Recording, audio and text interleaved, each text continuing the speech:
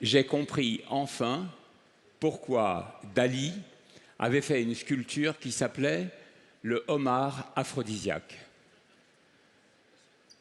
Le homard est l'exemple matériel et le plus héroïque de la métamorphose. Le homard, 2 fois par an, doit quitter son armure dans un instant tragique de 3 minutes où il est à la merci de tous les prédateurs pour arriver au monde avec une renaissance et de nouveaux atours. J'ai eu moi-même l'enfance d'un homard. J'ai construit ma relation avec la métamorphose en pension. J'ai lié la métamorphose à la survie. J'étais dans ce pensionnat gris, sombre, et je devais m'inventer un royaume d'utopie. Je devais utiliser cette école de la solitude comme une source immatérielle pour former mon imaginaire. J'ai inventé des lunettes magiques. Au travers de ces lunettes, un caillou se transformait en soldat. Au travers de ces lunettes, une boîte d'allumettes se transformait en barque qui remontait l'Orénoque. Très vite, lorsque je suis rentré dans la vie active, ma mère, qui avait une entreprise textile, m'a dit « Jean-Charles, je te confie la collection, dessine ». J'avais 17 ans, en 71. Je n'avais jamais fait de mode. Je n'avais jamais pensé même à créer. Je voulais faire une révolution.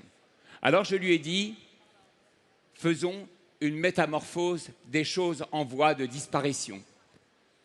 Et j'ai décidé de prendre des tissus en fin de vie, des serpillères, des couvertures de pensionnaires, la couverture qui m'avait accompagné sur mon lit de pension, des choses faites de déchets, de morceaux de déchets, à l'aube de la disparition. Et nous en avons fait des merveilles, des vêtements qui ont été célébrés dans le monde entier. Ensuite, ce terrain de jeu, parce que je l'ai compris, ma métamorphose était liée à la transgression, à quelque chose qui faisait que je n'avais pas peur du regard que l'on portait sur ma volonté de métamorphose, sur cette transgression. Ce qui me portait, c'était l'idée d'innover, l'idée d'appartenir à une génération de créateurs qui allait faire le monde de demain. Et de fait, je me retrouvais dans des mouvements artistiques comme l'Arte Povera. Ensuite, ce principe d'appropriation, ce principe de métamorphose s'est mis en place au quotidien dans mon travail. Je prenais des ours en peluche et j'en faisais des manteaux pour Diana Ross. Je prenais un tableau, je le coupais et j'en faisais une robe. Je peignais sur une robe et je la mettais au mur. Rien n'avait de limite, ni les disciplines, comme dans notre cher pays où tout était cloisonné. L'art, la mode, la musique, le cinéma, la photographie. La persistance de la métamorphose fait que je voulais faire exploser toutes ces disciplines. Et en fait, aujourd'hui me donne en quelque sorte raison, parce qu'avec le digital, tout a implosé. Ensuite, je me suis inventé une profession qui était métamorphoseur. Je travaillais pour les entreprises, je travaillais pour des entreprises en Italie, je travaillais pour Weston en France, où je faisais un mocassin multicolore d'un mocassin qui avait 50 ans. Ma préoccupation était l'histoire, ma passion pour l'histoire. Comment amener l'histoire dans la modernité? Comment transformer tout ce que notre histoire nous a donné, l'histoire, le savoir-faire, les traditions, et comment, au travers de la transgression, au travers d'une autre écriture, au travers de la couleur qui me suivait depuis mon enfance, le rouge, le bleu, le jaune, le vert, comment pouvait-on faire pour amener toutes ces choses qui appartenaient à notre histoire dans la modernité? Le climax a été la demande du Vatican d'habiller 1 million de jeunes et le pape, et d'en faire une coulée de couleurs, et d'en faire quelque chose de fort et d'uni.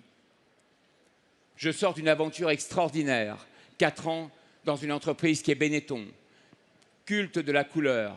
Comment, avec 6800 boutiques, utiliser la métamorphose pour faire qu'aujourd'hui, on ne respecte plus les éléments du marketing des années 80, les 4 P que vous connaissez. Le prix, non, le produit, le prix, le positionnement et la publicité. Pour les substituer avec 4 E que j'ai inventés pour eux, l'émotion, l'écologie, le e-commerce et l'expérience. 4 P, 4 E. C'est ce que m'a amené la métamorphose.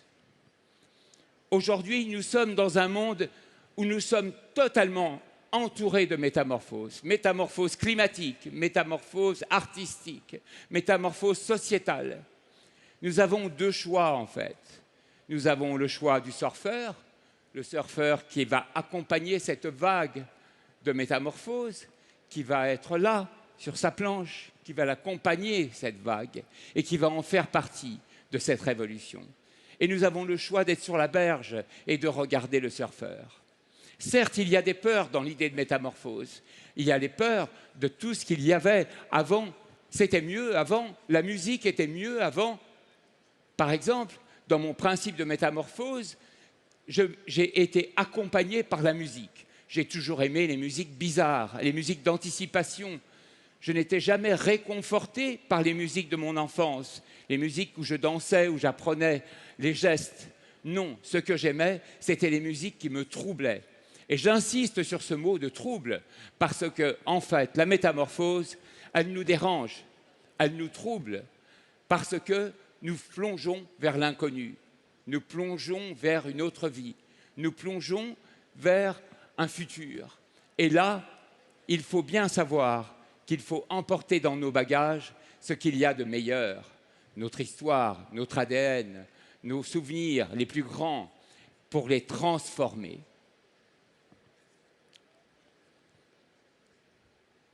Quand je lis phonétiquement le mot métamorphose, il y a méta. Méta, bouleversement, changement, transformation. Il y a mort. Mort. Mort sur des idées reçues, des choses obsolètes.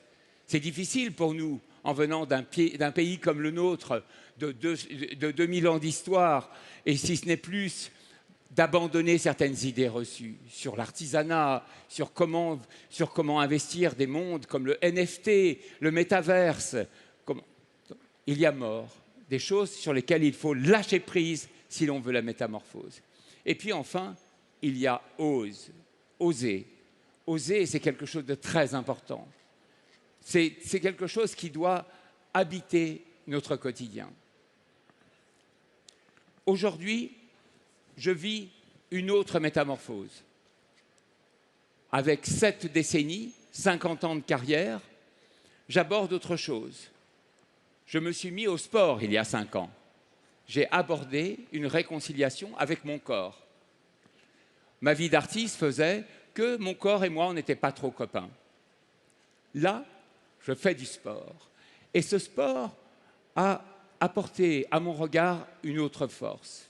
Alors, je rassemble autour de moi tous les éléments que j'ai créés au travers de ma vie. Tous ces éléments concrets, toutes ces particules, tout cet archipel de création, toute cette constellation de création sans limite.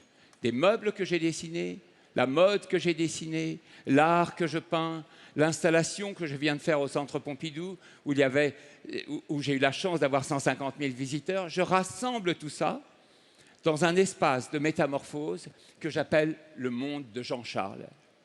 C'est un monde où je ne vois plus de limite entre l'acte de création, l'acte de transmission, l'acte d'être un passeur, l'acte de dialogue, et ce qu'appelait Castiglione, le grand poète de la Renaissance italienne, le théoricien de l'élégance, la sprezzatura, qui est cet acte de distance, de révéler le talent des autres.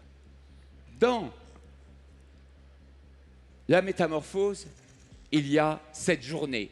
C'est une grande journée de métamorphose. C'est comme le baptême d'une métamorphose. Vous êtes tous jeunes chefs d'entreprise. Vous avez tous un beau futur devant vous. Si j'avais votre position aujourd'hui, je saurais 5 éléments pour lancer mon entreprise dans le futur.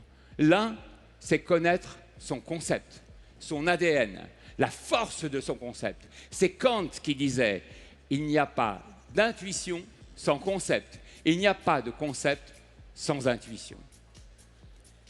Les codes, quelle est la couleur de mon entreprise? Quel est le son de mon entreprise? Quel est le signe de mon entreprise? Quels sont les signes de mon entreprise? La communication, est-ce que je vais aller sur Instagram? Quel va être mon code sur Instagram? Quand je crée, je dois déjà penser à l'image de communication. C'est ce que j'ai fait pour Benetton. Quelle va être l'image que je vais cristalliser en NFT? Vais-je faire une immersion numérique? Enfin, votre entreprise, elle est forcément en relation avec l'art, parce que l'art, c'est la nouvelle posologie de ce siècle. Donc, votre entreprise est l'art. L'art de vivre, la musique, l'art tout court, de travailler avec des artistes, les collaborations. Comment allez-vous travailler avec une autre génération et comment allez-vous, en tant que chef d'entreprise, participer à la révélation de toute une génération d'artistes?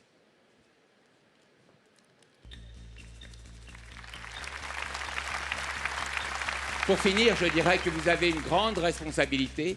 Vous avez la responsabilité de réussir et vous avez la responsabilité de révéler tous les gens qui travaillent autour de vous. Cette énergie, c'est l'énergie de la création. Et aujourd'hui, il n'y a plus de limite entre être entrepreneur et artiste. Good luck.